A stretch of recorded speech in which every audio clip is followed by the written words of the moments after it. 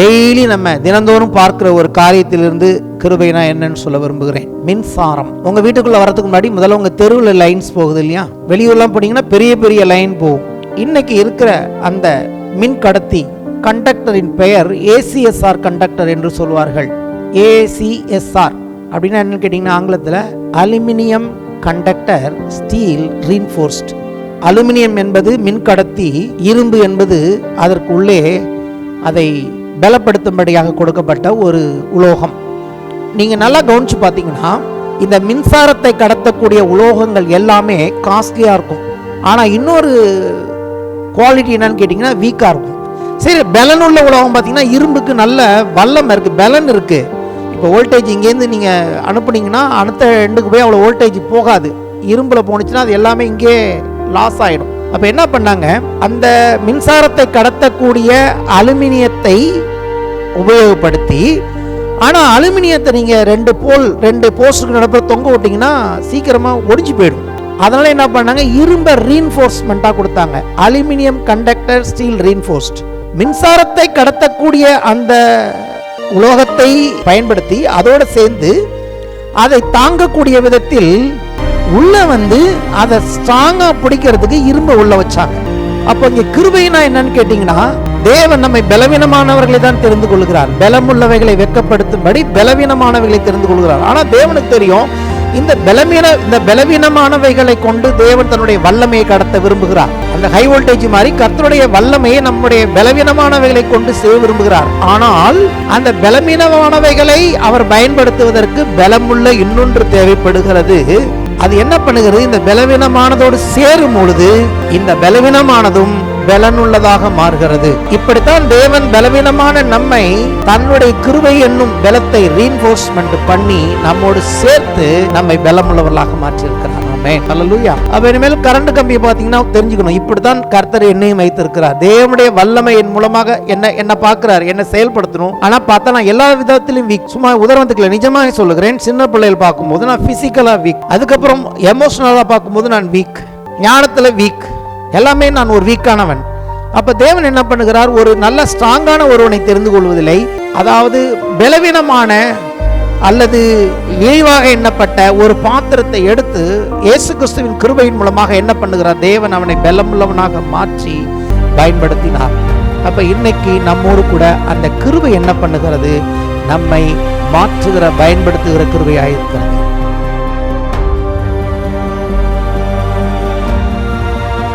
கர்த்தருடைய பரிசுத்த நாமத்திற்கு ஸ்தோத்திரம் உண்டாவதாக. வாசிப்போம். ரோமர் 9ஆம் அதிகாரம் 22ஆம் வசனம். ரோமர் 9:22. தேவன் தமது கோபத்தை காண்பிக்கவும் தமது வல்லமையை தெரிவிக்கவும் தாம் மகிமைக்காக எத்தனமாக்கின கிருபா பாத்திரங்கள் மேல் தம்முடைய மகிமையின் ஐஸ்வர்யத்தை தெரியப்படுத்தவும் சித்தமாய் அழிவுக்கு எத்தனமாக்கப்பட்ட கோபாக்கினை பாத்திரங்கள் மேல் மிகவும் நீடிய சாந்தத்தோடே பொறுமையாய் இருந்தாரானால் உனக்கு என்ன? கிரியைகளை மேற்கொள்ளும் கிருபை என்ற தலைப்பில் நாம் கர்த்தருடைய வார்த்தையை பார்த்து வருகிறோம். என்னையோட கூட இந்த போதனையை நான் முடிக்கிறேன். அன்பின் பிதாவே, கர்த்தராகிய இயேசு நாமத்தில் நான் ஜெபம் பண்ணுகிறேன். கர்த்தாவே, கிருபையின் பாத்திரங்களாக தெரிந்து கொண்டபடினால் ஸ்தோத்திரம். இதை கேட்கிற ஒவ்வொரு கிருபையின் பாத்திரங்களுக்கும் கர்த்தர் தாமே அவருடைய வாழ்க்கையில் ஒரு நம்பிக்கையும் வெளிச்சத்தையும் கொடுப்பீராக. அவர்கள் கடந்து போகிற பாதையில் கிருபை அவர்களுக்கு எப்படி தேவன் அதை ஒவ்வொரு நாளும் புதிய கிருபைகளாக கொடுக்கிறார், அவர்கள் போராட்டத்தின் மத்தியிலும் கூட கர்த்தருக்காக எப்படி எழும்பி பிரகாசிக்க முடியும் என்பதை அறிந்து கொள்ள கர்த்தருடைய ஆவியானவர் பிரகாசமுள்ள மனக்கண்களை கொடுப்பீராக. விளையச் செய்கிற தேவன் 130, 160, 100 நம்முடைய பிள்ளைகள் வாழ்க்கையில் இந்த வார்த்தைகள் அவருடைய வாழ்க்கையின் இறுதி நாட்கள் வரைக்கும் அது பலன் கொடுக்க பரிசுத்த ஆவியானவர் இந்த வார்த்தைகளை அபிஷேகிப்பீராக. மனுஷன் ஞானத்தினால் போதிக்கப்படுகிற வார்த்தையாய் இல்லாமல் தேவனுடைய ஞானத்தினாலும் தேவனுடைய பலத்தினாலும் சாரமேற்றப்பட்ட வார்த்தைகளாக இருக்கும்படி நான் ஜெபம் பண்ணுகிறேன். கர்த்தர் ஆசீர்வதிப்பீராக இயேசுவின் நாமத்தில், ஆமென். நாம் பார்க்கிறோம் 2 விதமான பாத்திரங்களை இந்த உலகத்தில் நாம் பார்க்கிறோம். ஒன்று கிருபையின் பாத்திரங்கள் என்று வேதத்தில் எழுதியிருக்கிறது, இன்னொன்று கோபாக்கினையின் பாத்திரங்கள். அப்போ தேவன் என்ன செய்கிறார், கிருபையின் பாத்திரங்கள் உருவாகும் காலம் வரை அதன் நிறைவு பூரணமாகும் வரைக்கும் கோபாக்கினையின் பாத்திரங்கள் மேல் தேவன் பொறுமையாய் இருக்கிறார். தேவனுக்கு கோபம் இல்லைன்னு அர்த்தம் இல்லை, தேவன் பொறுமையாக இருக்கிறார். ஏன் தேவன் பொறுமையாக இருக்கிறார்? தேவன் அழைத்த கிருபையின் பாத்திரங்கள் ஒன்று, அதனுடைய எண்ணிக்கை பூரணமாக வேண்டும். வெளிப்படுத்தின விசேஷத்தில் பார்க்கிறோம், கொல்லப்பட்ட பரிசுத்தவான்களுடைய ஆத்துமாக்கள் தேவனிடத்தில் போய் அவர்கள் கேள்வி கேட்கிறார்கள், தேவனே, எங்களை குறித்து நீர் இன்னும் எவ்வளவு நாட்கள் பழிவாங்காமல் இருப்பீர் என்று சொல்லி அந்த ஆத்துமாக்கள், கொல்லப்பட்ட ஆத்துமாக்கள், கர்த்தருக்காக இரத்த சாட்சியை மறித்த அந்த ஆத்துமாக்கள் போய் தேவனிடத்தில் கேட்கிறார்கள், தேவரீர் இன்னும் பூமியில் எவ்வளவு நாட்கள் நீங்க பழி வாங்காமல் இருப்பீர்கள் என்று சொல்லி கர்த்தர் சொல்லுகிறார், இன்னும் அந்த தொகை பூரணமாகவில்லை. உங்களைப் போல இன்னும் எனக்காக இரத்த சாட்சியாய் மரித்து கொல்லப்பட போகிறவர்களுடைய ஆத்துமாக்களின் எண்ணிக்கை ஒன்று இருக்கிறது. அந்த எண்ணிக்கை பூரணமாகும் வரைக்கும் நீங்கள் பொறுமையாயிருங்கள் என்று சொல்லி தேவன் அவர்களுக்கு சமாதானத்தை கொடுத்து கர்த்தர் அவர்களுக்கு வெள்ளை நிற அங்கிகளை கொடுக்கிறார் என்று சொல்லி பார்க்கிறோம். ஆமேன். அப்ப தேவன் அவருடைய கால கட்டத்தில், அவருடைய திட்டத்தில் அவர் என்ன பண்ணுகிறார்? கிருபையின் பாத்திரங்கள் என்று இங்கே பவுல் எழுதுகிறார். நீங்களும் நானும் கிருபையின் பாத்திரங்களாக இருக்கிறபடினால் கர்த்தரை ஸ்தோத்திரம் பண்ணுவோம். ஒரு நாள் வருகிறது, தேவனுடைய கோபாக்கினையின் கலசம் ஊற்றப்படுகிற நாள் வருகிறது. அந்த கோபாக்கினையின் பாத்திரங்கள் மேல் தேவன் இன்றைக்கு பொறுமையாக இருக்கிறார். அவர் இன்றைக்கு மட்டுமல்ல, கடந்த பல 1000 வருடங்களாக தேவன் நமக்கும் அவருக்கும் தான் வித்தியாசம். நம்மால் ஒரு நாள் பொறுமையாக இருக்க முடியல, ஒரு வாரம் பொறுமையாக இருக்க முடியல, அதிகபட்சம் 10 நாள் தான் நம்முடைய பொறுமைக்கு வேல்யூ இருக்கிறது. சில வேளைகளில் 11ஆம் நாள் நம்ம பழையபடி என்ன பண்ணுகிறோம்? பொறுமை இழந்து விடுகிறோம். ஆனால் கர்த்தர் அப்படி இல்லை, நீடிய பொறுமை உள்ளவராக, ஸ்தாந்தம் உள்ளவராக, அவருடைய ஞானம் என்ன பண்ணுகிறது? எல்லாவற்றிற்காக அவர் காத்திருக்கிற தேவனாக இருக்கிறார். ஆமேன். அப்போ இன்னும் என்ன பண்ணுகிறார்? சிலருடைய இருதயங்கள் கடினமாக இருக்கும் பொழுது தேவன் என்ன பண்ணுகிறார்? இன்னும் அவர்களுடைய இருதயம் கடினமாகட்டும் என்று சொல்லி அவர்களுக்கு கால அவகாசத்தை கொடுக்கிறார். ஆகவே நம்ம அதை பற்றி கவலைப்பட வேண்டிய அவசியம் இல்லை. சரி, அப்படி கடினமாகும் போது என்ன நடக்கிறது என்று சொன்னால், அவர்களுடைய கடினங்கள், யார் ரொம்ப கடினப்படுத்துகிறார்களோ அவர்களுடைய கடினங்கள் அவர்களுடைய அழிவிற்கும் தேவனுடைய பிள்ளைகளுடைய நித்திய ஜீவனுக்கு ஏதுவாகவும் அது முடியும். அப்படி நடக்கிற காரியங்கள் எப்போவுமே கர்த்தருக்கு அது நன்மையாகத்தான் முடிய போகிறது. கர்த்தருக்கு மட்டுமல்ல, கர்த்தருடைய பிள்ளைகளாகி உங்களுக்கும் எனக்கும் அதை தேவன் நன்மையாக முடிக்க அவர் ஞானம் உள்ள தேவன். அதுதான் பவுல் எழுதுகிறார், நீ கேள்வி கேட்க முடியாது. உண்டாக்கப்பட்ட மனுஷனாகிய நீ உன்னை உருவாக்கின அந்த சிருஷ்டிகர்த்தரை பார்த்து ஏன் இப்படி நடக்குது, நீர் ஏன் இப்படி செய்கிறீர்கள் என்று கேள்வி கேட்க முடியாது.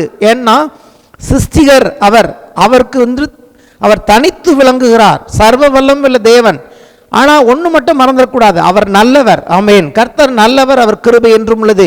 இன்னொரு விஷயம், கர்த்தர் நீதிபரராக இருக்கிறார். ஆகவே இந்த 2 அடிப்படையான காரியங்களை ஒரு தேவனுடைய பிள்ளை மறந்துவிடக்கூடாது. எந்த பிரச்சனைகள், எவ்வளவு போராட்டங்கள் உடைய ஒரு தேவனுடைய பிள்ளை போனாலும் அவன் கடைசியாக என்ன சொல்வான்? கர்த்தர் நல்லவராகவே இருக்கிறார் என்று சொல்வான். அதை போன வாரம் காண்பிக்க நேரம் இல்லை, அதை இன்னைக்கு நான் காண்பிக்க போகிறேன். இதில் என்ன விளங்குமாம்? இதில் தேவனுடைய ஞானம் விளங்கும் என்று சொல்லி நாம் பார்க்கிறோம். தேவன் என்ன பண்ணினார்? பார்வோனை நிலைநிறுத்தினார். பார்வோனை நிலைநிறுத்தினார். ஏன் பார்வோனை நிலைநிறுத்தினார்? அவருடைய நாமம் பூமி எங்கும் பிரஸ்தாபமாகும்படி பார்வோனை நிலைநிறுத்தினார். இன்றைக்கும் சில பார்வோன்களை கர்த்தர் தான் நிலைநிறுத்துகிறார். கிறிஸ்தவருடைய ஜபங்கள் அதை மாற்ற முடியாது. நீங்கள் 72 மணி நேரம் ஜெபம் பண்ணாலும் சரி, நீங்கள் 7000 மணி நேரம் ஜெபம் பண்ணினாலும் சரி, தேவ சித்தத்தை சில காரியங்களில் நாம் அறிந்து கொள்ள வேண்டும். சில பார்வோன்களை தேவன் நிலைநிறுத்தும் பொழுது அதற்கு விரோதமாக ஜெபம் பண்ணால் உங்களால் ஒன்றும் நடக்காது. சனகரிப்பை கொண்டு பார்த்தோம், போன வாரத்தை பார்த்தோம். சனகரிப்பை கொண்டு அநேக தேசங்களிலே அவர் காரியங்களை நடப்பித்தார், அவனுக்கே தெரியல. ஆகவே தான் கர்த்தர் அவனை பார்த்து சொன்னார், நீ இன்னைக்கு செஞ்சுட்டு வர்றதுக்கு எல்லாமே நான் திட்டம் பண்ணினது, ஆதி முதலாய் திட்டம் பண்ணின என்னுடைய திட்டத்தில் தான் இருக்கிறே ஒழிய நீ கெக்கரிக்காத என்று சொல்லி அவனை அழித்தார் என்று சொல்லி நாம் பார்க்கிறோம். அப்போ கர்த்தர் நிலைநிறுத்துகிறார் என்று சொன்னால் அவர் பொறுமையாக இருக்கிறார்னா அவருக்கு ஒரு நோக்கம் இருக்கிறது. அவர்களை கொண்டும் என்ன செய்ய வேண்டுமோ, அதாவது கிருபை கிரியைகளை மேற்கொள்கிறதுனா அர்த்தம் என்ன? தேவன் நம்மேல் வைத்த கிருபை நம்முடைய கிரியைகளை மட்டுமல்ல, அவர்களுடைய கிரியைகள் மேலும் தேவன் வல்லமை உள்ளவராக இருக்கிறார். அவர்களுடைய கிரியைகளை மேலேயும் கர்த்தர் என்ன பண்றார்? அவர்களுடைய கிரியைகள் நடப்பிக்க தேவன் அதற்கு என்ன பண்ணுகிறார்? ஒரு பின்ன இருக்கிறார் என்பதை நாம் மறந்து போய்விடக்கூடாது. நம்முடைய கிரியைகளை தனக்கேதுவாக மாற்றுகிறவர் அவருடைய கிரியைகளையும் தம்முடைய ராஜ்யத்துக்கு ஏற்றவைகளாக மாற்றுகிற ஞானம் உள்ள தேவன். என்ன இப்படி சொல்றீங்க? என்ன இப்படி சொல்றீங்கன்னா நான் வேத வசனத்திலிருந்து காண்பிக்கிறேன்.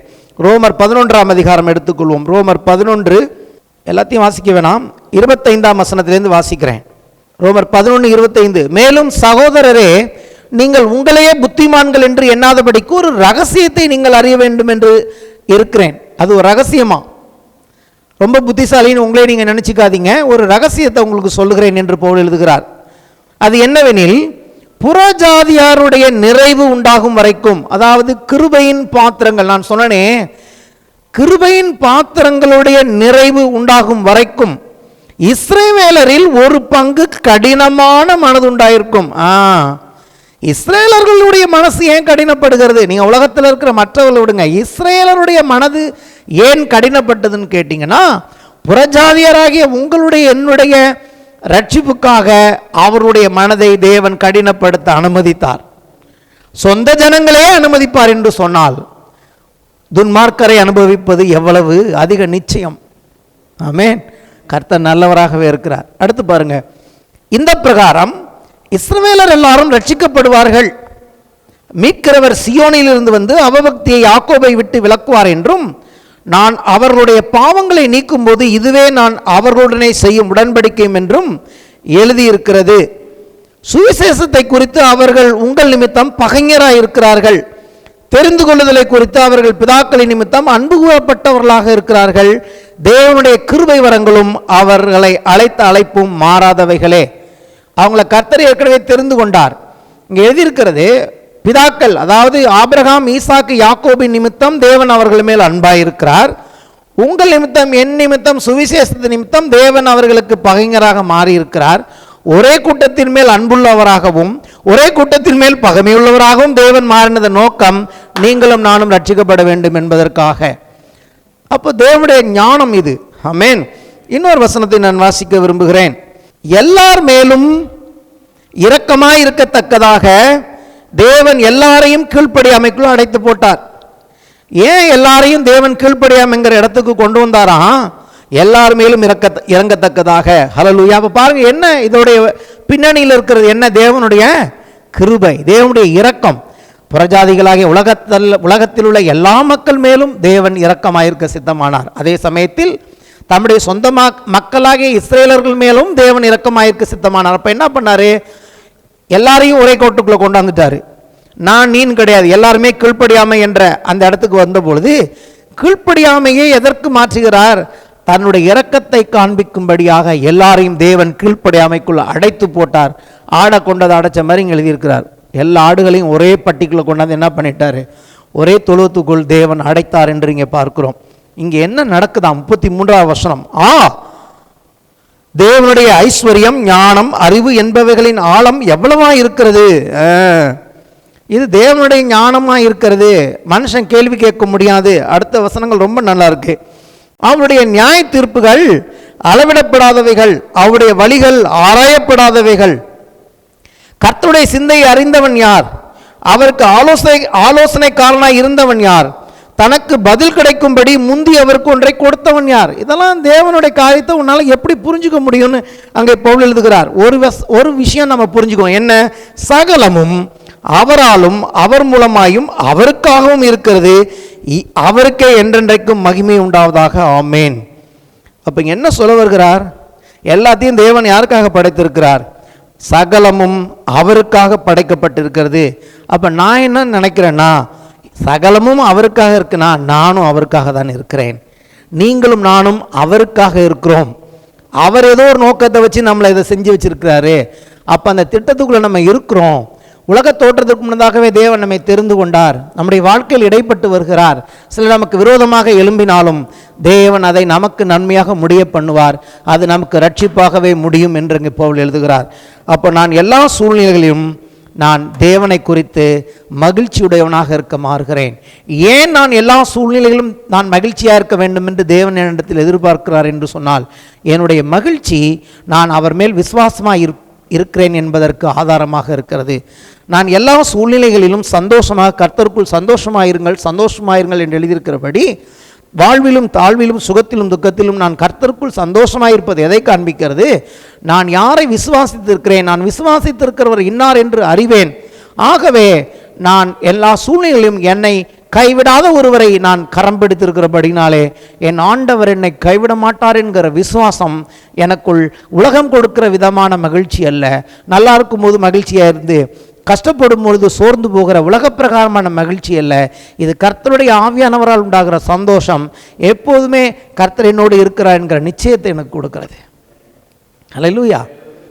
அப்படித்தான் அவருடைய கிருபை நம்முடைய வாழ்க்கையில் செயல்படுகிறது. சரி, வேகமாக கர்த்தர் நல்லவர், கர்த்தருடைய கிருபை என்றும் உள்ளது என்பதை குறித்து நான் சொன்னேன் இல்லையா? அவங்க ஒரு கஷ்டமான சூழ்நிலையில் தான் அவர்கள் இதை கண்டுபிடிக்கிறார்கள் என்று சொல்லி அதை நாம் பார்க்க போகிறோம்.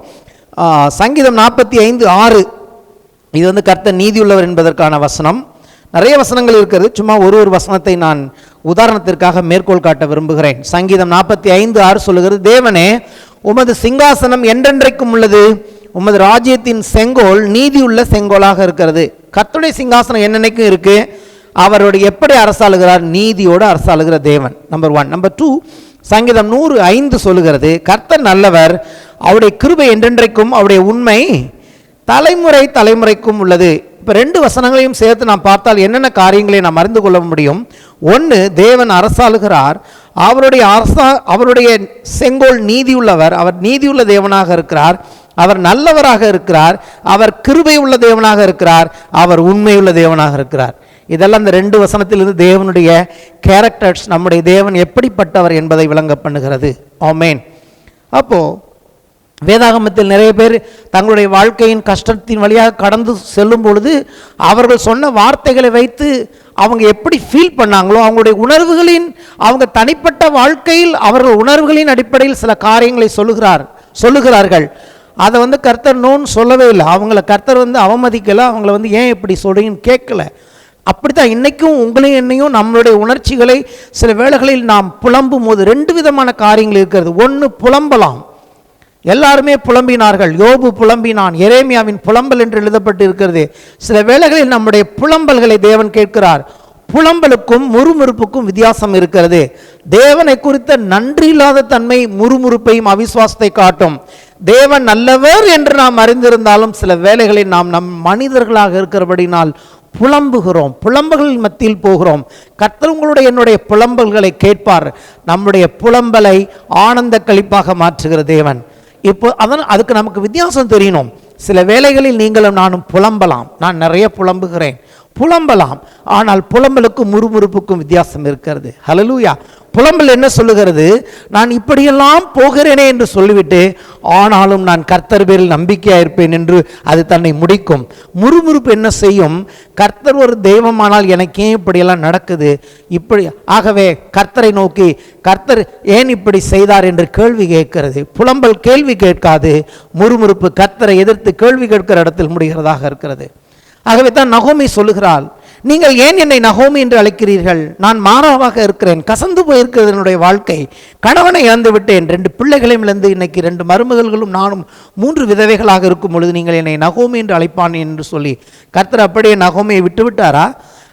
சர்வ வல்லவர் என்னை இப்படிப்பட்ட காரியங்களுக்கு அனுமதித்தார் என்று சொன்னபடினாலே நகோமியின் மேல் தேவன் கோபப்பட்டாரா? இல்லை. நோக்கம், நகோமியின் மருமகளாகிய ரூத்துக்கு தேவன் போவாசை நியமித்திருந்தார். ஆமென். போவாசின் மூலமாக அவள் ஒரு ஆண் பிள்ளையை பெற்று நகோமி தன்னுடைய கடைசி காலத்தில் தாயாக மாறினாள் என்று சொல்லி பார்க்கிறோம். அவள் அனாதையாக மறிக்கவில்லை.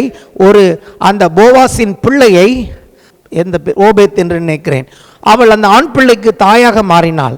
அந்த சந்ததியில் தான் தாவீது பிறந்தான், அந்த சந்ததியில் தான் இயேசு கிறிஸ்து பிறந்தார். ஹல்லேலூயா. சில வேளைகளில் நாம் புலம்பும் பொழுதும் தேவன் அதை பற்றி கோபித்துக் கொள்ளுகிறவர் அல்ல. அப்படிதான் இன்றைக்கு பார்க்க போகிறோம். எரேமியா எப்படி புலம்புகிறான் என்று சொல்லி. காரணம் என்ன? எரேமியாவை அழைத்தவர் தேவன். எரேமியா தீர்க்க தரிசன புஸ்தகம் 1ஆம் அதிகாரத்தில் எழுதியிருக்கிறது, உன்னை தாயின் கர்ப்பத்தில் உருவாவதற்கு முன்னதாகவே உன்னை வேறு பிரித்தேன், பார், உன்னை இடிக்கவும் கட்டவும் பிடுங்கவும் அழிக்கவும் உன்னை எல்லாத்தையும் சொல்றாரு. நீ பாசிட்டிவும் பண்ணுவேன், நெகட்டிவும் பண்ணுவேன். கட்டவும் வைப்பேன், உன்னை வச்சு இடிக்கவும் வைப்பேன், நடவும் வைப்பேன், உன்னை வச்சு அழிக்கவும் வைப்பேன். அப்படிப்பட்ட தீர்க்கதரிசியாக உன்னை கட்டளையிடுகிறேன் என்று சொன்னார். தேவன் ஒரு தீர்க்கதரிசியாக அழைத்தார். அப்படி எப்படி இருக்கணும் வாழ்க்கை? அது கனம் பெற்ற வாழ்க்கையாக. இன்னைக்கு காணப்படுகிற தீர்க்கதரிசிகள் போல வண்ண வண்ண ஆடைகளை உடுத்தி பிரமாதமான ஒரு வாழ்க்கை கிடைக்கும் என்று ஒருவேளை எரேமியா எதிர்பார்த்திருப்பான். ஆனால் எரேமியாவுக்கு நடந்தது எல்லாமே பயங்கரமான காரியங்கள்.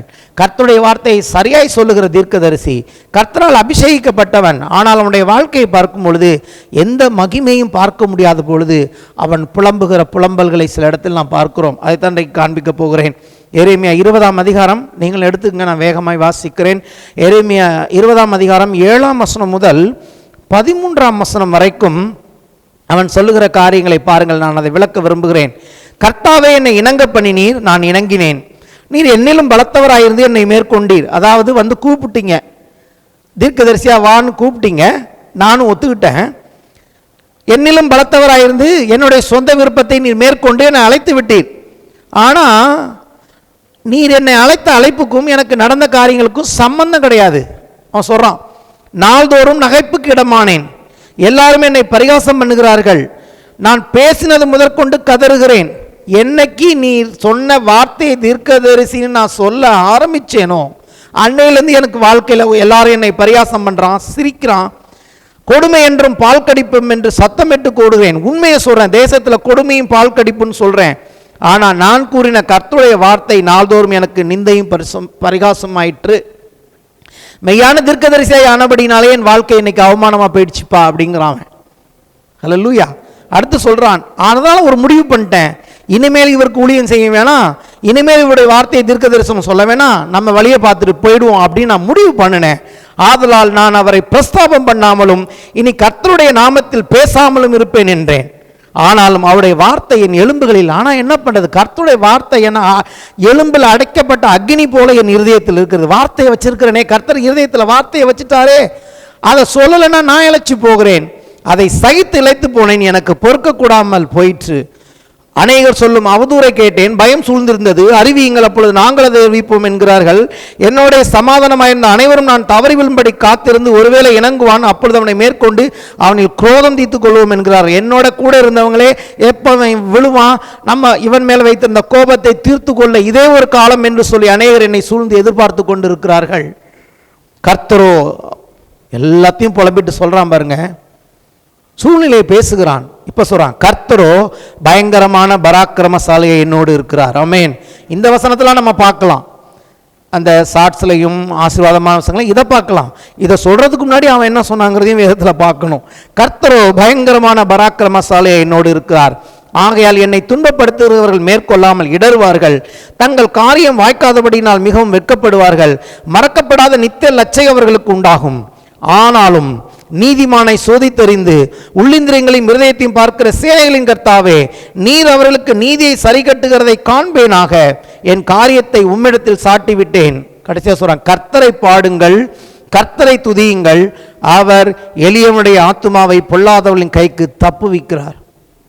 ஃபஸ்ட்டு ஆரம்பிச்சா உமக்கு ஊழியமே செய்யக்கூடாது, நீ கூப்பிட்டு என்னை ஏமாத்திட்டீங்க, நான் நம்பி வந்ததுக்கும் நடக்கிறதுக்கும் சம்பந்தம் இல்லை ஆண்டவரே அப்படின்னு சொல்லுகிறான். அவன் சொல்லுகிறான், கர்த்தரை பாடுங்கள், கர்த்தரை துதியுங்கள், அவர் எளியவனுடைய ஆத்துமாவை பொல்லாதவர்களின் கைக்கு தப்பு வைக்கிறார்.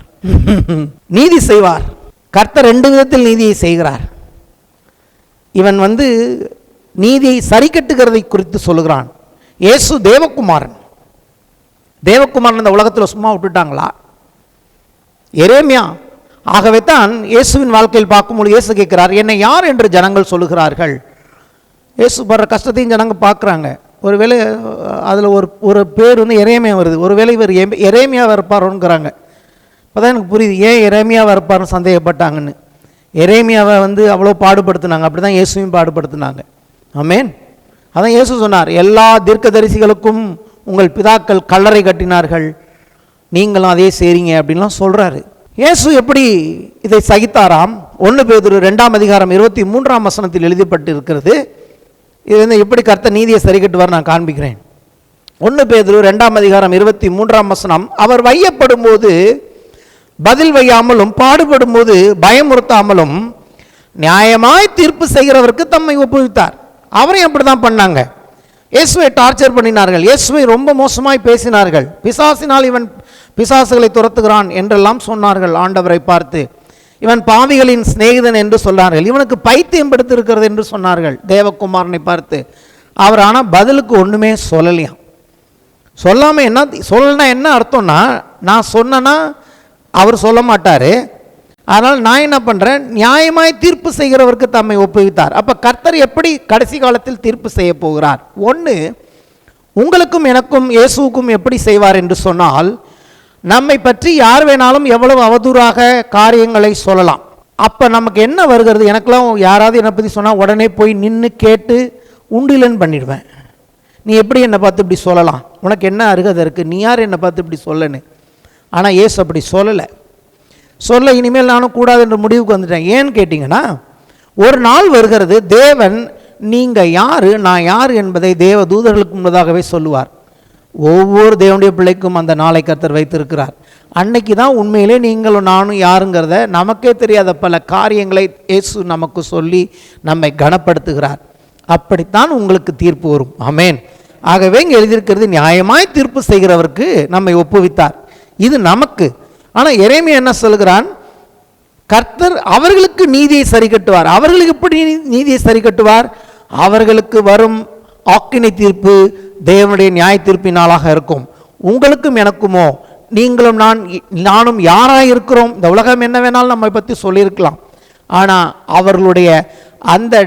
அவர்களுடைய தீர்ப்புக்கு எதுவாக அல்ல, நீங்களும் நானும் யார் என்பதை மெய்யாக தீர்ப்பு செய்கிற பிதா ஒரு நாள் அதை நாளை குறித்திருக்கிறார். அதைத்தான் சொன்னேன், என்ன சூழ்நிலை வழியாக நீங்கள் கடந்து போனாலும் நீங்களும் நானும் தேவனுக்கு எதை செய்ய வேண்டுமோ அதை தொடர்ந்து செய்து கொண்டு இருப்போம். நமக்கு பலன் கொடுக்கிற தேவன் ஒருவர் வருகிறார். சோர்ந்து போகாமல் நாம் தொடர்ந்து அவர்கள் நிலைத்திருக்க தேவனை அழைத்திருக்கிறார். எத்தனை பேர் சந்தோஷப்படுகிறீர்கள்? ஓகே.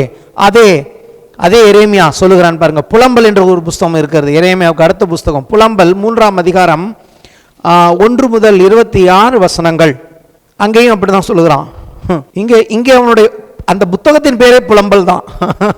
லெமெண்டேஷன் என்று ஆங்கிலத்தில் எழுதியிருக்கும். புத்தகத்தின் பேரே என்னதான்? புலம்பல். அதனால தான் தனியாக வச்சுட்டாங்க, இது புலம்பல் அப்படின்னு சொல்லி. அவன் எப்படி புலம்புறான் பாருங்க. புலம்பல் 3 1 முதல் 26 வசனங்கள். அதிக வசனங்கள் இருக்கிறதுனால ஜெட் ஸ்பீடில் போகிறேன், எடுத்து மட்டும் வச்சுக்கோங்க. புலம்பல் 3 1ஆம் வசனத்திலிருந்து, ஆண்டவருடைய சினத்தின் மிலாற்றினால் உண்டான சிறுமையை கண்ட புருஷன் நான். அவனை பற்றி தான் சொல்கிறான். அவர் என்னை வெளிச்சத்தில் அல்ல இருளில் அழைத்து நடத்தி வந்தார். அவர் தமது கையை எனக்கு விரோதமாகவே நித்தமும் திருப்பினார். இதெல்லாம் அவன் போன பாதை, அதனால் அப்படி சொல்கிறான். கர்த்தர் அப்படி செய்யலை, அதான் சொல்லிட்டேன். புலம்பலுக்கும் முறுமுறுப்புக்கும் உள்ள வித்தியாசம். அவர் தமது கையை எனக்கு விரோதமாகவே நித்தமும் திருப்பினார், என் சதையும் என் தோலையும் முற்றலாக்கினார், என் எலும்புகளை நொறுக்கினார். யோபுட்டையும் இதை போல வார்த்தைகளை பார்க்கலாம். இயேசுவுக்கு நடந்ததும் இது போல உண்மையாக நடந்துச்சு. என் எலும்புகளை நொறுக்கினார். அவர் எனக்கு விரோதமாக கொத்தலங்கட்டி கசப்பினாலும் வருத்தத்தினாலும் என்னை வளைந்து கொண்டார். பூர்வ காலத்தில் செத்து கிடக்கிறவர்களைப் போல என்னை எல்லா இடங்களில் கிடக்க பண்ணினார். நான் புறப்படக்கூடாதபடிக்கு என்னை சூழ வேலி அடைத்தார், என் விலங்கை பாரமாக்கினார். நான் சத்தமிட்டு கூப்பிட்டாலும் என் ஜெபத்துக்கு வழி அடைத்து போட்டார். என்ன நடந்ததுன்னு கேட்டிங்கன்னா, எரேமியா கையில் விலங்க போட்டு கிணத்துக்குள்ளே இறக்கிடுவாங்க. கிணறுனா தண்ணி இருக்காது, சேறு இருக்கும், சேத்துக்குள்ளே இறக்கிடுவாங்க, இருட்டுக்குள்ளே இறக்கிடுவாங்க அவன் செத்துப்போன்னு சொல்லி. ஆனால் கர்த்தர் இன்னொருத்தனை கொண்டு வந்து அவன் என்ன பண்ணுவான், அவனை தூக்கி வெளியில் எடுத்து விடுவான் என்று சொல்லி பார்க்கிறோம். ஆனால் நான் நினைக்கிறேன், அந்த இருளான வேளையில் தண்ணியில் சேத்துக்குள்ளே ஒருத்தன் இருக்கும்போது உயிர் இனிமேல் தப்புமா தப்பாதா அழைக்கப்பட்ட தீர்க்கதரிசிக்கு நடந்த காரியங்கள் கொஞ்சம் கூட சம்பந்தம் இல்லை.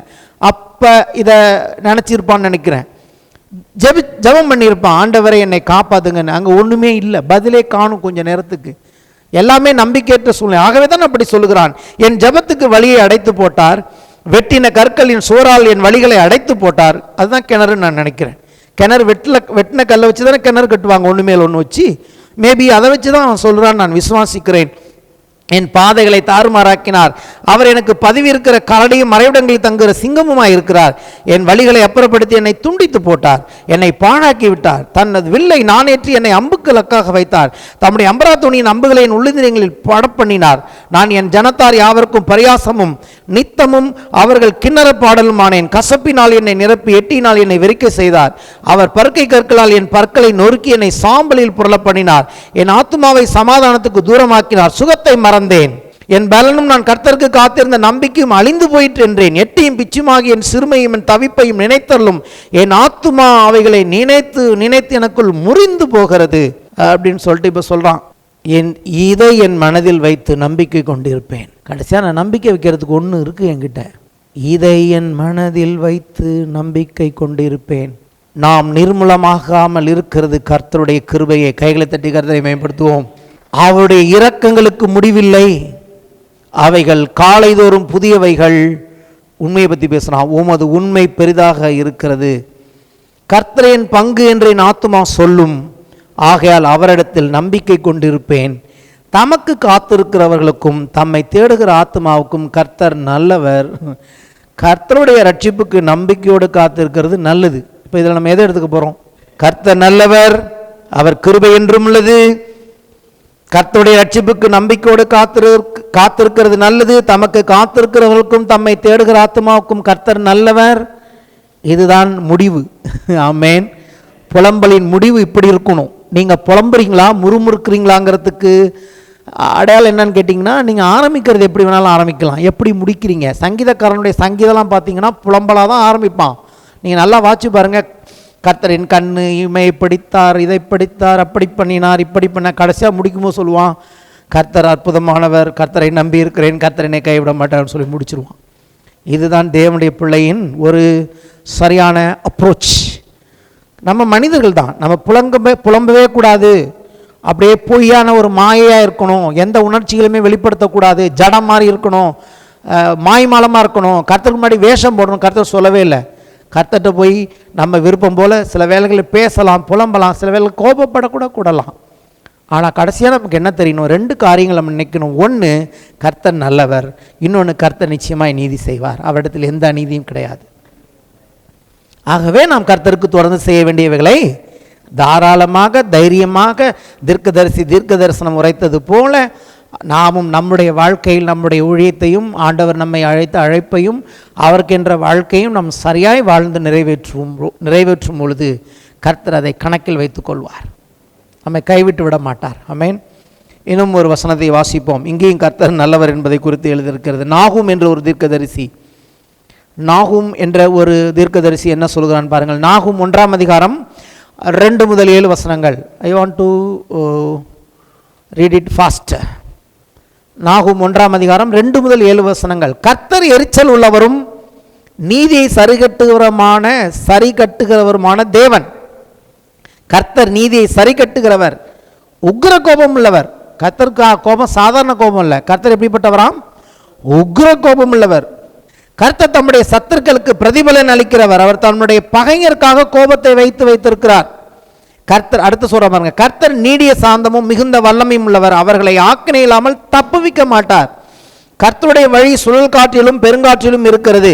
மேகங்கள் அவருடைய பாத தூளாய் இருக்கிறது. அவர் சமுத்திரத்தை அதட்டி அதை வற்றி போக பண்ணி சகல ஆறுகளையும் வறட்சியாக்குகிறார். பாசானும் கர்மேலும் சோர்ந்து லிபனோனின் செழிப்பு வாடி போகும்.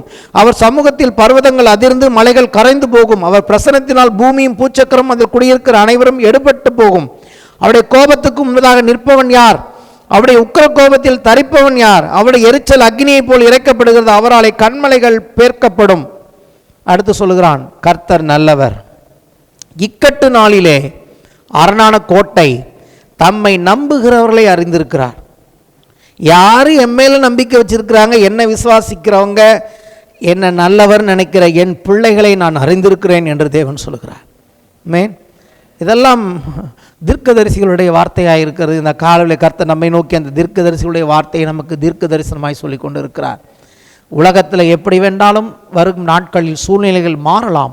நமக்கு இருக்க வேண்டிய நிச்சயம், நம்ம அழைத்த தேவன் உண்மையுள்ளவர், கிருபையுள்ளவர், நல்லவர். அவர் 2 பாத்திரங்களை வைத்திருக்கிறார். ஒன்று கிருபையின் பாத்திரங்கள், அதுதான் நீங்களும் நானும். இன்னொன்று கோபாக்கினின் பாத்திரங்கள். கிருபையின் பாத்திரங்களாக தேவன் உங்களையும் என்னையும் அழைத்திருக்கிறபடினாலே தீர்க்கதரிசியாய் கூட அழைத்திருக்கலாம்.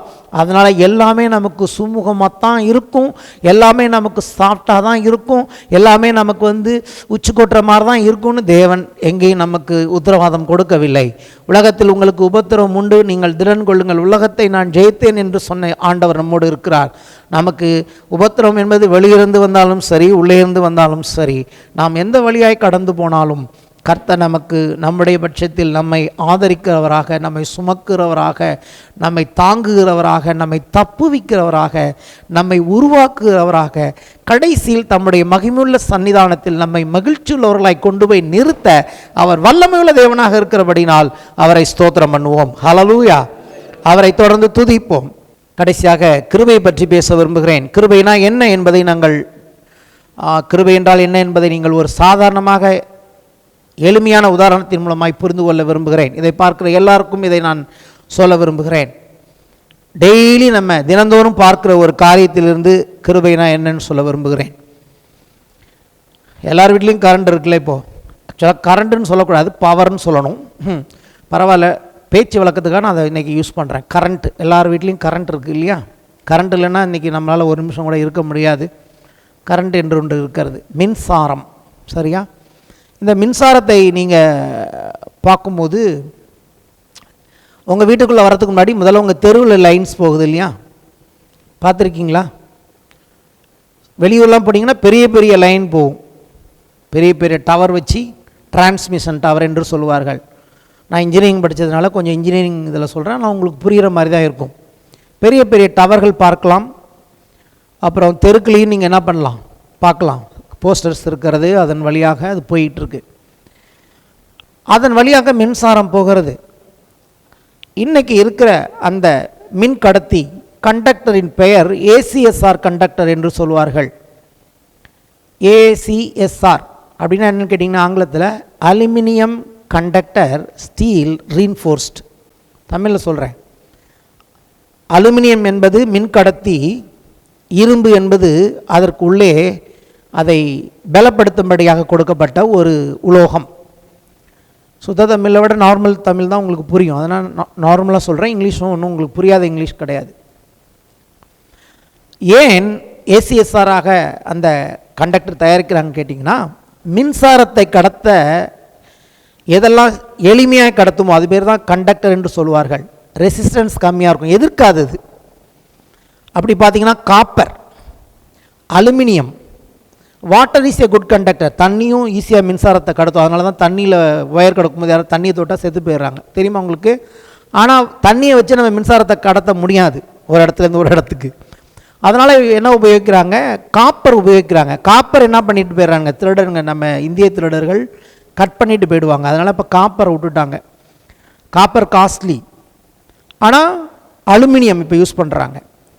அலுமினியம், காப்பர், சில்வர் கூட நல்ல மின் கடத்தும். ஆனால் வெள்ளியில் நம்ம காஸ்ட்லி. நீங்கள் நல்லா கவனித்து பார்த்தீங்கன்னா இந்த மின்சாரத்தை கடத்தக்கூடிய உலோகங்கள் எல்லாமே காஸ்ட்லியாக இருக்கும். ஆனால் இன்னொரு குவாலிட்டி என்னன்னு கேட்டிங்கன்னா வீக்காக இருக்கும். நல்லா கடத்தும், அலுமினியம் நல்லா கடத்தும், சில்வர் நல்லா கடத்தும். இன்னொன்று என்ன, அலுமினியமும் நல்லா, அலுமினியம் தான் உள்ளதுலே கொஞ்சம் இப்போ சீப் எல்லா உலோகத்தையும். அதனால தான் நம்ம அலுமினியம் யூஸ் பண்ணுறோம். ஒரு காலத்தில் காப்பர் யூஸ் பண்ணாங்க, இப்போ காப்பர் யாரும் யூஸ் பண்ணுறல, திருடர்கள் அதிகமாகிட்டாங்க. அப்போது மின்சாரத்தை எளிதில் கடத்தக்கூடியவைகள், ஆனால் பலன் கிடையாது அவங்களுக்கு. சரி, பலன் உள்ள உலோகம் பார்த்திங்கன்னா இரும்புக்கு நல்ல வல்லம் இருக்குது, பலன் இருக்குது. ஆனால் அது மின்சாரத்தை சரியாக கடத்தாது. கடத்தினாலும் அதில் என்ன உண்டான்னு கேட்டிங்கன்னா லாஸ்ன்னு சொல்லுவாங்க, ஹீட் லாஸ்ன்னு ஒன்று. அது இப்போ வோல்டேஜ் இங்கேருந்து நீங்கள் அனுப்புனீங்கன்னா அடுத்த எண்டுக்கு போய் அவ்வளோ வோல்டேஜ் போகாது. இரும்பில் போணுச்சுன்னா அது எல்லாமே இங்கே லாஸ் ஆகிடும். இப்போ என்ன செய்யலாம் என்று பார்த்தார்கள். அப்போ என்ன பண்ணாங்க, அந்த மின்சாரத்தை கடத்தக்கூடிய அலுமினியத்தை உபயோகப்படுத்தி, ஆனால் அலுமினியத்தை நீங்கள் ரெண்டு போஸ்ட்டுக்கு நடப்ப தொங்க விட்டிங்கன்னா சீக்கிரமாக ஒடிஞ்சு போயிடும். அதனால் என்ன பண்ணாங்க, இரும்பை ரீன்ஃபோர்ஸ்மெண்ட்டாக கொடுத்தாங்க. Aluminium conductor steel reinforced. மின்சாரத்தை கடத்தக்கூடிய அந்த உலோகத்தை மின்சாரத்தை அதை பயன்படுத்தி அதோடு சேர்ந்து அதை தாங்கக்கூடிய விதத்தில், அதாவது இந்த எலக்ட்ரிசிட்டி வந்து அவுட்டர் மோஸ்ட்டில் தான் போகும். ஒரு உலகத்தில் இந்த அவுட்டர் மோஸ்ட் ஆர்பிட்னு சொல்லுவாங்க, எலக்ட்ரான் மூமெண்ட்ஸ். அதனால் அலுமினியத்தை அவுட்டரில் கொடுத்து உள்ளே வந்து அதை ஸ்ட்ராங்காக பிடிக்கிறதுக்கு இரும்பை உள்ளே வச்சாங்க. புரியுதுங்களா? அப்போ இங்கே கிருபைனா என்னன்னு கேட்டிங்கன்னா, தேவன் நம்மை பலவீனமானவர்களை தான் தெரிந்து கொள்கிறார். பலமுள்ளவைகளை வெட்கப்படுத்தும்படி பலவீனமானவைகளை தெரிந்து கொள்கிறார். ஆனால் தேவனுக்கு தெரியும், இந்த பலவீனமானவைகளை கொண்டு தேவன் தன்னுடைய வல்லமையை கடத்த விரும்புகிறார். அந்த ஹை வோல்டேஜ் மாதிரி கர்த்தருடைய வல்லமையை நம்முடைய பலவீனமானவைகளை கொண்டு செய்ய விரும்புகிறார். ஆனால் அந்த பலவீனமானவைகளை அவர் பயன்படுத்துவதற்கு பலமுள்ள இன்னொன்று தேவைப்படுகிறது. அது என்ன பண்ணுகிறது? இந்த பலவீனமானதோடு சேரும் பொழுது இந்த பலவீனமானதும் பலனுள்ளதாக மாறுகிறது. இப்படித்தான் தேவன் பலவீனமான நம்மை தன்னுடைய கிருபை என்னும் பலத்தை ரீஎன்ஃபோர்ஸ்மெண்ட் பண்ணி நம்மோடு சேர்த்து நம்மை பலமுள்ளவர்களாக மாற்றியிருக்கிறார். ஆமென், ஹல்லேலூயா. அப்போ இனிமேல் கரண்ட் கம்பியை பார்த்தீங்கன்னா தெரிஞ்சுக்கணும், இப்படி தான் கர்த்தர் என்னையும் வைத்திருக்கிறார். தேவனுடைய வல்லமை என் மூலமாக என்ன பார்க்குறார், என்னை செயல்படுத்தணும். ஆனால் பார்த்தா நான் எல்லா விதத்திலும் வீக். சும்மா உதாரணத்துக்குள்ள நிஜமாக சொல்லுகிறேன், சின்ன பிள்ளைகள் பார்க்கும்போது நான் ஃபிசிக்கலாக வீக், அதுக்கப்புறம் எமோஷ்னலாக பார்க்கும்போது நான் வீக், ஞானத்தில் வீக், எல்லாமே நான் ஒரு வீக்கானவன். அப்போ தேவன் என்ன பண்ணுகிறார்? ஒரு நல்ல ஸ்ட்ராங்கான ஒருவனை தெரிந்து கொள்வதில்லை. அதாவது பலவீனமான அல்லது இழிவாக எண்ணப்பட்ட ஒரு பாத்திரத்தை எடுத்து இயேசு கிறிஸ்துவின் கிருபையின் மூலமாக என்ன பண்ணுகிறார்? தேவன் அவனை பலமுள்ளவனாக மாற்றி, எரேமியா போன்றவர்களை எல்லாம் அப்படிதான் தேவன் பயன்படுத்தினார். அப்போ இன்னைக்கு நம்மோடு கூட அந்த கிருபை என்ன பண்ணுகிறது? நம்மை மாற்றுகிற பயன்படுத்துகிற கிருபையாக இருக்கிறது. ஆமென். எத்தனை பேருக்கு இந்த உதாரணம் புரிஞ்சுது? நம்ம மூலமாக கர்த்தர் செய்வார். ஆனால் நம்மக்கிட்ட பலன் இருக்கா? இல்லை. நம்ம மூலமாக எல்லாத்தையும் செய்யும் போது நம்மளே செய்ய முடியாது. ஆனால் அவர் என்னை பலப்படுத்துவார் என்று அவரை சார்ந்து கொள்ளும் பொழுது என்னை பலப்படுத்துகிற கிறிஸ்துவினால எல்லாவற்றையும் செய்ய எனக்கு பலன் உண்டு. அதுக்கு தான் கிருபை முக்கியமாக இருக்குது. சரி, நிறைய பேருக்கு என்னென்னா கிருபைனா பிடிக்க மாட்டேங்குது. அப்போ தோற்று தான் போகணும், ஒடிந்து போய்விடுவோம். நியாயப்பிரமாணத்தினால் எல்லாம் ஒடிந்து போனார்கள், தேவனுக்கு முன்பதாக நிற்க முடியவில்லை. ஆனால் கர்த்தருடைய கிருபையை சார்ந்து கொள்ளும் போது கர்த்தர் என்ன பண்ணுவார்? நம்மை அவர் பயன்படுத்த வல்லவராக இருக்கிறார். ஒரு வசனத்தை காண்பிக்க விரும்புகிறேன். இன்ஜினியரிங் படித்தவங்களை கர்த்தர் பயன்படுத்தினா இன்ஜினியரிங் உதாரணத்தை கொடுப்பார். ஆமென். எந்தெந்த துறையிலேருந்து வராங்களோ அவங்கள கொண்டே கர்த்தர் உதாரணம் கொடுப்பார். ஸோ ஏசிஎஸ்ஆர் கண்டக்டர், அது பேர் அலுமினியம் கண்டக்டர் ஸ்டீல் ரீஎன்ஃபோர்ஸ்ட். இப்போ இந்த கட்டடங்கள்லாம் பார்த்தீங்கன்னா, கட்டடம் பார்க்கும்போது வெளியும் வெறும் சிமெண்ட்டும் மண்ணும் தெரியும். சிவில் படித்தவங்களுக்கு தெரியும், வெறும் சிமெண்ட்டும் மண்ணுமா இந்த கட்டடத்தை தாங்குது. இந்த கட்டடம் ஃபுல்லாக கம்பி இருக்குது, அந்த இரும்பு கம்பி ஸ்டீல் ரீஎன்ஃபோர்ஸ் பண்ணியிருக்காங்க இந்த பில்டிங் ஃபுல்லாக. அந்த கம்பி தான் இந்த கட்டடத்தை பிடிச்சிட்டு இருக்கு. ஆனால் கம்பி மட்டுமே போதாது. அப்படித்தான். ஆமென். தேவனுடைய கிருபை நமக்கு கொடுக்கப்படும் போது நம் மூலமாக தேவன் தன்னுடைய கிருபையினால் நம்மை பயன்படுத்த விரும்புகிறார். கிருபை மட்டும் போதாது, நம்மளும் வேணும். நம்ம மட்டும் போதாது, கிருபையும் வேண்டும். அதை சரியாக பேலன்ஸ் பண்ணி போகணும் வாழ்க்கையில். சரி, லூக்கா 5ஆம் அதிகாரம், இதை மட்டும் சொல்லி நான் முடிக்க விரும்புகிறேன். லூக்கா 5ஆம் அதிகாரம் 33ஆம் வசனம் எல்லாரும் எடுத்துக்கொள்ளுங்கள். லூக்கா 5:33 முதல் 39ஆம் வசனம் வரைக்கும் நான் வாசிக்கிறேன். இதோடைய பின்னணியெல்லாம் இப்போ சொல்ல நேரம் இல்லை, அதனால் டைரெக்டாக நான் வசனத்துக்கு போகிறேன். யோவானுடைய சீசர், இயேசுவும் யோவானும் ஒரே சமயத்தில் வாழ்ந்தார்கள். நான் சொல்லுகிற யோவான் ஸ்நானகன். ஆமென். யோவான் ஸ்நானகனும் இருந்தார், அதே நாட்களில் இயேசுவும் இருந்தார். யோவானுடைய சீசர் அநேகந்தரம் உபவாசித்து ஜெபம் பண்ணி கொண்டு வருகிறார்கள். பரிசேயருடைய சீசரும் அப்படியே செய்கிறார்கள். உம்முடைய சீசர் போஜனம் பானம் பண்ணுகிறார்களே, அது எப்படி என்று கேட்டார்கள். ஏன்னா இதுக்கு முன்னாடி வசனம் பார்த்தீங்கன்னா மேத்யூ அந்த ஆயக்காரனாகிய மத்தேயு இயேசு அழைக்கிறார். மத்தேயு அவர் வீட்டில் ஒரு விருந்து வைக்கிறான். எல்லாரும் வந்து அவங்க வீட்டில் கூடி அவனை போல டேக்ஸ் கலெக்டர் பாவிகளுடைய விருந்து நடக்குது அந்த இடத்துல. ஒரு சிலர் எழுதுகிறார்கள், அது இஸ்ரேல் தேசத்தில் உபவாசத்துக்குன்னு சில நாட்களை நியமிப்பார்கள். அந்த உபவாச நாட்களில் இந்த விருந்து ஒரு வேலை நடந்திருக்கும், அதனால் அவங்களுக்கு கோபம் வந்துருச்சு. யோவானுடைய சீசர்கள் வந்து உபவாசித்து ஜெபம் பண்ணுறாங்க. நீர் உம்முடைய சீசர்கள் ஆனால் என்ன பண்ணுவதில்லை, உபவாசிக்கிறது இல்லையே ஏன்னு அவங்க கேட்குறாங்க. அதற்கு இயேசு, மணவாளன் தங்களோடு இருக்கையில் மணவாளனுடைய தோழர்களை நீங்கள் உபவாசிக்க செய்யக்கூடுமா? மணவாளன் அவர்களை விட்டு எடுபடும் நாட்கள் வரும், அந்த நாட்களிலே உபவாசிப்பார்கள் என்றார். ஒரு காலம் வருகிறது, அப்பொழுது உபவாசிப்பார்கள், இப்பொழுது அவர்கள் உபவாசிப்பதில்லை அப்படின்னு சொல்லுகிறார். அதற்கு பிறகு ஒரு உவமையை சொல்லுகிறார். அவர்களுக்கு ஒரு உவமையும் சொன்னார். ஒருவனும் புதிய வஸ்திரத்துண்டை பழைய வஸ்திரத்தின் மேல் போட்டு இணைக்க மாட்டான், இணைத்தால் புதியது பழையதை கிழிக்கும். இங்கே இயேசு சொல்ல வர்றது என்னன்னு கேட்டிங்கன்னா, ஒரு புதிய காரியம் வல்லமை உள்ளதாக இருக்கும், பழசு வீக்காக இருக்கும். இந்த வீக்கானதோட இந்த ஸ்ட்ராங்கானதை இணைச்சா பாதிப்பு வீக்கானதுக்கு தான். ஸ்ட்ராங்கானது வீக்கானதை கிழிச்சிரும், அதோட மேட்ச் ஆகாதுன்னு சொல்ல வர்றார். இன்னொரு ஓமை சொல்லுகிறார். ஒருவனும் புது திராட்சரசத்தை பழந்துருத்திகளில் வார்த்து வைக்க மாட்டான், வார்த்து வைத்தால் புது ரசம் துருத்திகளை கிழித்து போடும், ரசமும் சிந்தி போகும், துருத்திகளும் கெட்டு போகும்.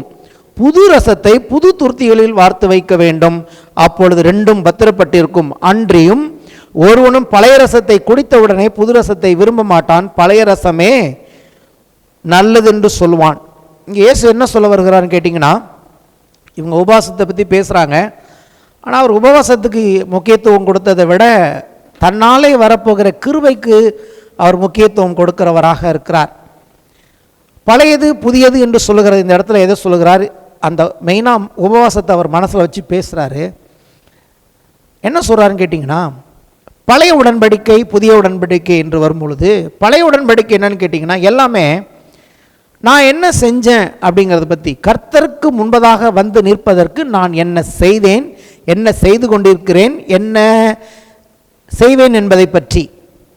புதிய உடன்படிக்கை நாம் நல்ல கிரியை செய்யக்கூடாதுன்னு சொல்லலை, நல்ல செய்யக்கூடாது, கிருபையில் வந்துட்டதுனால இஷ்டம் போல வாழுங்கன்னு சொல்லலை. அங்கே அவர் சொல்கிறார், இப்போ உபவாசிக்க மாட்டாங்க, ஆனால் நான் போன பிறகு அவர்கள் சபையில் உபவாசிப்பார்கள் என்று இயேசு சொல்லுகிறார். அப்போ நமக்கு பேலன்ஸாக பார்க்கணும்.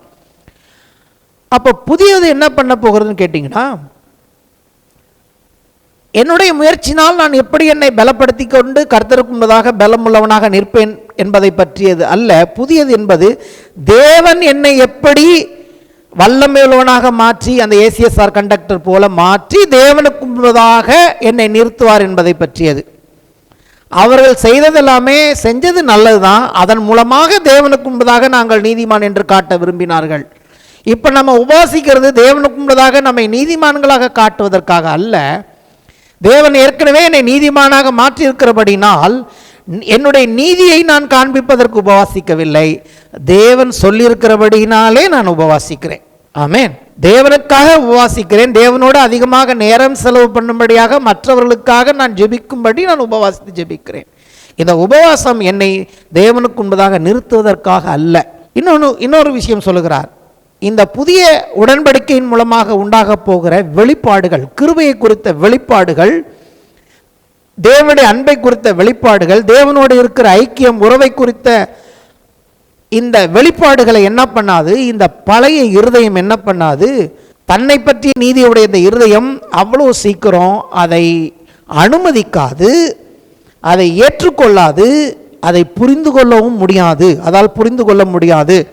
ஏன்னா அது பலவீனமாக இருக்கிறபடினாலே, நான் எதை செய்தால் தேவனுக்கு முன்னதாக நல்லா இருப்பேன் நினைக்கிறபடினாலே, இப்போ புதிய உடன்படிக்கையின் மூலமாக இயேசுவின் மூலமாக வெளிப்பட போகிற கிருபை, அன்பு, அவருடைய இருக்க ஐக்கியம் என்று வரும்பொழுது அது கொஞ்சம் விகற்பமாக தான் பார்க்கும். அதை ஏற்றுக்கொள்கிற அளவுக்கு அது இருக்காது. அது என்ன சொல்லணும்னு கேட்டிங்கன்னா, பழசே நல்லது, அதாவது நான் முயற்சி செஞ்சு தேவனுக்கு முன்னாடி போகிறதா எனக்கு நல்லதாக தெரியுதே ஒழிய, தேவன் என்னை அரவணைக்க விரும்புகிறார், தேவனோட ஐக்கியம் உறவுலாம் சொன்னால் அது என்னை ஒரு மாதிரியாக பார்க்குது. ஏன்னா அதுக்கு இன்னும் பக்குவப்படலை, அது பழைய இருதயம். அப்படி அந்த பழைய இருதயத்தில் போயிட்டு இந்த புதிய ரசத்தை, இந்த கிருபையின் வாழ்க்கையை, தேவனோடு இருக்கிற தேவன் தான் என்னை உருவாக்குறார், தேவன் என்னை நிலைநிறுத்துவார், கர்த்தர் தாயின் கர்ப்பத்திற்கு முன்னாடி தெரிந்து கொண்டார், அழைத்தவராலே இது நிலை நிற்கிறது, கிரியைகளால் நிலை நிற்காமல் என்னை அழைத்தவராலே என்னை நிலைநிறுத்துகிற இந்த உடன்படிக்கை என்பதை இதை ஏற்றுக்கொள்ளாத பொழுது நீங்கள் எவ்வளோதான் நீங்கள் அதுக்கு ஊற்றுனீங்கனாலும் அது கிழிஞ்சு போயிடும். அதை கண்டெயின் பண்ணாது, அதை வைத்து கொள்ளாது, ஏற்றுக்கொள்ளாது. நீங்கள் சொன்ன அந்த திராட்சை ரசமும் வீணாய் போய்விடும், அதுவும் வீணாய் போய்விடும் என்று இயேசு சொல்லுகிறார். அடுத்தபடியாக இன்னொன்று அவர் அதன் மூலமாக என்ன சொல்லுகிறார்? இப்படி இந்த கிருபையினால் உண்டாகிற இந்த ஆசீர்வாதம் என்ன பண்ணுகிறது? ஒரு சிலரை இன்னும் அதிக கடினமுள்ளவர்களாகவும் அது மாற்றக்கூடியதாக இருக்கிறது. பழைய வழிகளையே நாம் பிடித்து கொண்டிருப்போம் என்று சொன்னால், அதாவது கிருபைக்கு கீழ் வந்து தேவனுடைய பிள்ளைகளாக மாறின பின்னும் பழைய வாழ்க்கை, பழைய பாவங்கள், பழைய நாம் வாழ்ந்த போக்கிலேயே வாழ்கிற அந்த பழைய காரியங்களை பிடித்து கொள்வோம் என்று சொன்னால், அதை விடாமல் இருப்போம். அந்த பழைய இருதயம் தான் நம்மள்கிட்ட இருக்குன்னா, கர்த்தர் கொடுக்கிற இந்த புதிய ஜீவன், புதுரகமான வாழ்க்கை, நித்திய ஜீவனுக்காக, பரிபூர்ண ஜீவனுக்குரிய இந்த காரியங்களை நாம் என்ன பண்ண முடியாது? அந்த புதிய வாழ்க்கையை நம்மால் முழுமையாய் வாழ முடியாது. ஆகவே எந்தெந்த காரியங்களில் புதிய வாழ்க்கைக்கேற்ற, புது சிருஷ்டிப்புக்கேற்ற இந்த கர்த்தர் வைத்திருக்கிற கிருபை, அன்பு, இந்த இப்படிப்பட்ட காரியங்களுக்கு ஏற்றபடி நம்முடைய மனதை நாம் ஒவ்வொரு நாளும் மறுரூபமாக்க வேண்டும். நம்முடைய இருதயத்தை கர்த்தருக்கென்று பக்குவப்படுத்தி கொள்களாய் வாழும் பொழுது கர்த்தர் அந்த புதிய திராட்சரசத்தை ஊற்ற ஊற்ற அதை நாம் கண்டெயின் பண்ணுவோம். அதை பத்திரமாக வைத்துக்கொள்வோம். ரசம் சிந்தி போகாமல் நம்முடைய வாழ்க்கையில் பயன்படுத்துவது மட்டுமல்ல, அநேகருக்கு அந்த திராட்சரசத்தை நாம் கொடுத்து அவருடைய புண்களை, காயங்களை ஆற்றி அவர்களையும் கிருபையின் தேவனுக்கு நேராக நடத்துகிறவர்களாக இருப்போம். கர்த்தர் அதைத்தான் நம்மிடத்தில் எதிர்பார்க்கிறார். கிருபை நம்முடைய வாழ்க்கையில் நம்முடைய எந்த கிரியையும் மாற்ற அவர் நல்லவராகவே இருக்கிறார். கர்த்தர் நல்லவர், அவர் கிருபை என்றும் உள்ளது. ஆமென். நாம் எழுந்து நிற்போம்.